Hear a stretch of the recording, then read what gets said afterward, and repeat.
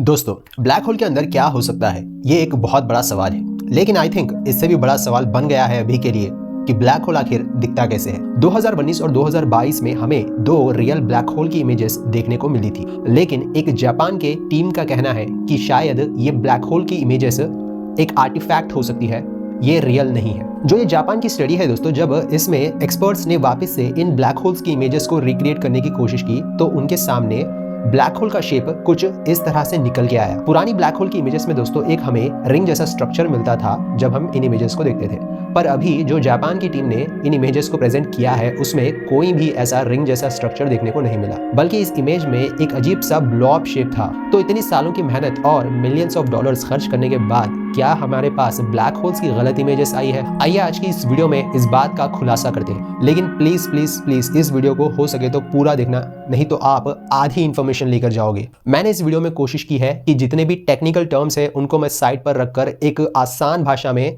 आपको इस टॉपिक के बारे में समझा सकूं, जो जनरल ऑडियंस है उनको भी, ताकि ये टॉपिक समझ आ जाए। तो दोस्तों, इन सब की शुरुआत होती है 2017 में, जब इवेंट होराइजन टीम इन दो ब्लैक होल्स का डेटा इकट्ठा कर रही थी और कई दिनों के बाद इन दो ब्लैक होल्स का डेटा इकट्ठा हो जाता है। ये दोनों ही सुपर मैसिव ब्लैक होल्स थे जो गैलेक्सीज के सेंटर में बसते हैं। एक था सैजिटेरियस ए ब्लैक होल जो हमारे मिल्की वे गैलेक्सी के सेंटर में है, और दूसरा था M87 ब्लैक होल जो एक दूसरे गैलेक्सी का सेंटर में बसने वाला ब्लैक होल है। यहाँ इमेजेस में दोस्तों आप एग्जैक्टली पूरे ब्लैक होल्स को नहीं देख रहे हो, ये इमेजेस इनकम्प्लीट है। तो जहां आपको ये ब्लैक स्पॉट दिख रहा है ना, ये इवेंट होराइजन की एक्चुअली में शैडो है। इवेंट होराइजन वो बाउंड्री है ब्लैक होल में जहां पर एक बार कोई भी ऑब्जेक्ट चला गया फिर वापस नहीं आ सकता ब्लैक होल से। तो इन दोनों इमेजेस में हम सिर्फ इवेंट होराइजन की शैडो को देख रहे हैं, और बाकी आपको जो ये रिंग जैसा स्ट्रक्चर दिख रहा है इसके अराउंड, ये एक्चुअली हॉट प्लाज्मा का गैस है जो चारों तरफ से इस इवेंट होराइजन को घिरा हुआ है। अब सारी की सारी जो आर्ग्यूमेंट है वो इसी रिंग जैसे स्ट्रक्चर को लेके हुई है, पर जैसा कि मैंने बताया इस इमेज में हमें एक परफेक्टली रिंग जैसा स्ट्रक्चर देखने को मिल रहा है। लेकिन जो जापान की तरफ से रिसर्च आई है उनके इमेज में एक अजीब सा ब्लॉब शेप देखने को हमें मिल रहा है। तो जब 2017 में इवेंट होराइजन टीम के द्वारा डेटा इकट्ठा कर लिया गया था इवेंट होराइजन टेलीस्कोप से, तो उन्हें पहले ब्लैक होल की इमेज रिलीज करने के लिए 2 साल का समय लगा, और 2019 में जाके हमें पहली ब्लैक होल की इमेज मिली। वो थी M87 का ब्लैक होल की इमेज। ये ब्लैक होल हमारे पृथ्वी से 55 मिलियन लाइट ईयर्स की दूरी पर बसता है, लेकिन फिर भी इसकी इमेज लेना काफी आसान था एज कंपेयर टू जो ब्लैक होल हमारे मिल्की वे गैलेक्सी के सेंटर में है। क्योंकि जो M87 का ब्लैक होल है वो एक्चुअली में साइज में काफी ज्यादा बड़ा है। हमारे सूरज का जो मास है उसका 6.5 बिलियन गुना ज्यादा मास इस M87 ब्लैक होल के पास है। अब साइज में इतना बड़ा होने के कारण ये ब्लैक होल एकदम स्टेबल है, इसीलिए इस ब्लैक होल की इमेज का डेटा इकट्ठा करना उतना आसान था। पर जो हमारे मिल्की वे गैलेक्सी का ब्लैक होल है सैजिटेरियस ए, वो काफी छोटा ब्लैक होल है तो सुपर मैसिव ब्लैक होल ही, पर जो हमारा सूरज का मास है उसका बस 4 मिलियन गुना ज्यादा मास इसके पास है, और इसीलिए ये हमसे नजदीक होने के बावजूद उतना स्टेबल नहीं है। इसलिए 5 से 6 साल लग गए इसकी इमेज को रिलीज करने के लिए, पर है तो ये हमारे मिल्की वे का ही ब्लैक होल। सबसे जरूरी, हमारे पास कोई भी इतना बड़ा टेलीस्कोप नहीं था कि हम डायरेक्टली कोई भी ब्लैक होल की इमेज को कैप्चर कर पाए। इसलिए जो इवेंट होराइजन की टीम थी उन्होंने क्या किया, हमारे पृथ्वी पर जितने भी रेडियो टेलीस्कोप्स है उनको एक साथ सिंक्रोनाइज किया,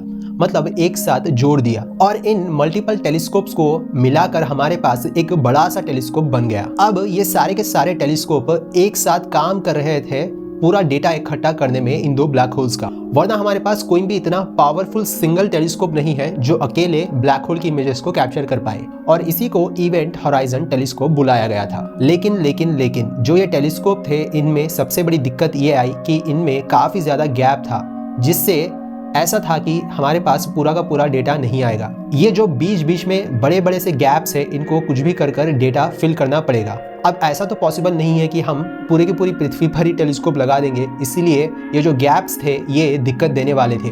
लेकिन इवेंट होराइजन की टीम को ये बात अच्छे से पता थी, इसीलिए डेटा इकट्ठा करने के बाद उन्होंने डिफरेंट एल्गोरिथम्स और मेथड्स का यूज किया इस डेटा को फिल करने के लिए। जो इन दो ब्लैक होल्स का डेटा इकट्ठा करने के बाद इतना सारा डेटा निकल के आया कि ये डायरेक्ट इंटरनेट पर अपलोड नहीं हो सकता था, इसीलिए इवेंट होराइजन की टीम ने इस डेटा को फिजिकल हार्ड ड्राइव्स में सेव किया।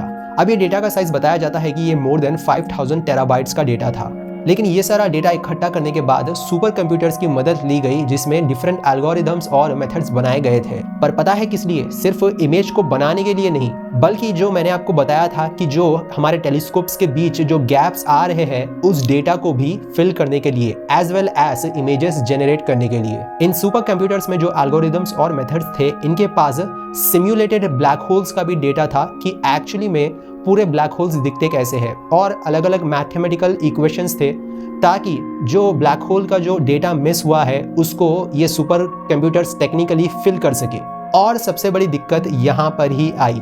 एक्चुअली देखा जाए तो इवेंट होराइजन की टीम की तरफ से तो यहाँ पर कोई दिक्कत नहीं है उनके हिसाब से, लेकिन पर यहाँ पर ही जो जापान के एक्सपर्ट्स हैं उन्होंने इसी को लेकर अपना सवाल रखा। अब जो जापान की रिसर्च हुई थी उसमें यही कहना था कि जो ये इमेजेस में एल्गोरिदम्स और मेथड्स का यूज किया गया है उनमें ये ब्लैक होल की इमेजेस करेक्ट निकल के नहीं आई है, बल्कि ये एक आर्टिफैक्ट है। तो देखो, डेटा जैसा है वैसा ही इकट्ठा किया गया, लेकिन जो मेथड्स और एल्गोरिदम्स का यूज किया गया है इस इमेज को जनरेट करने के लिए, उसी पर इस जापान की रिसर्च टीम का कहना है कि वहां पर ही गड़बड़ हुई है। एक बहुत ही आसान भाषा में अगर मैं आपको समझाऊं तो अभी के समय हमारे पास कुछ ऐसे मोबाइल्स हैं जो मून की तस्वीरों को जूम करने का दावा करते हैं, लेकिन एक्चुअली में होता यह है कि ये कैमरास रॉ डेटा को एक्चुअली जूम नहीं कर रहे हैं चांद के, बल्कि इनमें AI सिस्टम डाला गया है जो इन गैप्स को फिल करते हैं और हमें एक रियल इमेज दिखाने की कोशिश करते हैं। तो हाँ, मैं ये मेरे तरफ से एग्जांपल दे रहा हूँ, तो कुछ ऐसा ही हुआ होगा, ऐसा जापान के टीम का कहना है।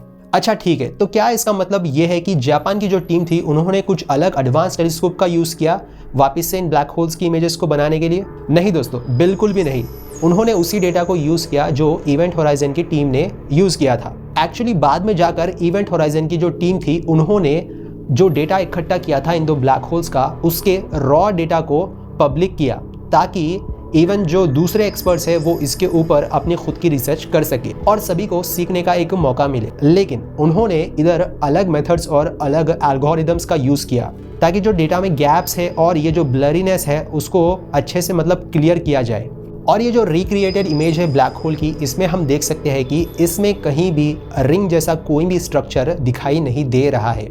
2022 में उन्होंने सबसे पहले M87 ब्लैक होल के इस इमेज को क्रिटिसाइज किया और अपना डेटा पब्लिक किया। फिर 2022 में उन्होंने हमारे मिल्की वे के सेंटर में बसने वाले इस ब्लैक होल की इमेज को क्रिटिसाइज किया और दोनों ही इमेजेस को एक आर्टिफैक्ट बताया। तो देखिए, यहाँ पर चाहे इवेंट होराइजन की टीम हो या फिर जापान के ये रिसर्चर्स, दोनों ने एक ही डेटा को यूज किया है। बस फर्क इतना है कि दोनों के जो मेथड्स है वो अलग थे। लेकिन ये दो रिसर्च पेपर्स जो जापान के द्वारा पब्लिश किए गए थे, इस पर इवेंट होराइजन की टीम ने रेस्पॉन्स किया है। और इवेंट होराइजन टीम का यही कहना था कि जो जापान के ये रिसर्चर्स है इन्होंने शायद इस डेटा को मिसअंडरस्टूड कर लिया होगा। और इवेंट होराइजन टीम का ये कहना है कि जो मेथड्स और एल्गोरिथम्स का उन्होंने यूज़ किया है वो एकदम करेक्ट थे। तो अभी के लिए इवेंट होराइजन टीम का रिस्पांस यही था। अब हमें ये देखना होगा कि आगे चल के क्या ब्लैक होल की इन इमेजेस पर और रिसर्च होती है, क्या हमें और भी क्लियर इमेजेस देखने को मिल पाएगी या नहीं। यहाँ पर मैं आपको एक छोटी सी बात कहना चाहूँगा। यहाँ पर जो हम इमेजेस देख रहे हैं ब्लैक होल्स की, वो वैसी इमेजेस नहीं है जो एग्जैक्टली हमें हमारे आंखों से दिखेगी। ये इमेजेस एक्चुअली रेडियो टेलीस्कोप से रेडियो वेवलेंथ में ली गई है, जो नॉर्मली हमारी आंखें नहीं देख सकती। तो इन इमेजेस में जहां पर ज्यादा रेडियो वेव्स है वहां पर आपको ज्यादा ब्राइटनेस देखने को मिलेगी, और ये ज्यादा ब्राइटनेस को फिल कर कर यही बताने की कोशिश की गई है कि रेडियो वेव्स कौन से एरिया में ज्यादा है। तो दोस्तों, इस सिचुएशन को मैं जितना आसान भाषा में सामने रख सकता था उतनी आसान भाषा में मैंने रखने की कोशिश की। लेकिन आप पॉइंट बाय पॉइंट एकदम डिटेल में जाकर इस पर आपकी खुद की रिसर्च करना चाहते हो तो डिस्क्रिप्शन में मैं ये रिसर्च पेपर्स के जितने भी लिंक्स है वो दे दूंगा, आप खुद समझ सकते हो। तो मुझे बस ये सिचुएशन बतानी थी कि एक्चुअली साइंटिफिक कम्युनिटी में हो क्या रहा है, तो मैंने उसी चीज को सामने रखा। तो इस वीडियो के लिए उतना ही, और मैं मिलूंगा आपसे अगली वीडियो में कुछ नई इन्फॉर्मेशन और नॉलेज के साथ हमेशा की तरह। और यहाँ पर आप क्लिक कर मेरी लास्ट वीडियो देख सकते हो।